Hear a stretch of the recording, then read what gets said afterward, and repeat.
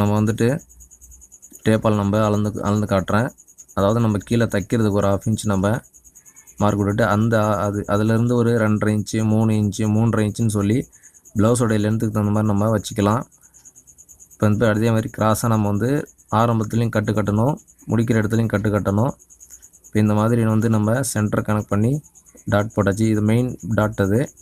அப்புறம் நம்ம 2வது டாட் போடுறோம் இல்லைங்களா, இது எப்பயுமே பார்த்திங்கன்னா இந்த 2யும் இந்த மாதிரி மடித்து சென்டர் பண்ணி இது நம்ம சின்னதாக போட்டால் போதும். ஒரு 1.5 1.25 2 இன்ச்சு வரைக்கும் போட்டால் போதும்.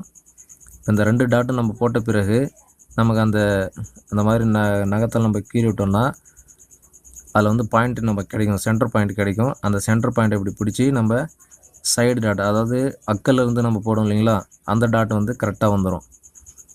இப்போ நம்மளுக்கு பாயிண்ட் கிடச்சிரும். கரெக்டாக நம்ம அந்த கப் ஷேப் வந்து கரெக்டாக இருக்கும்.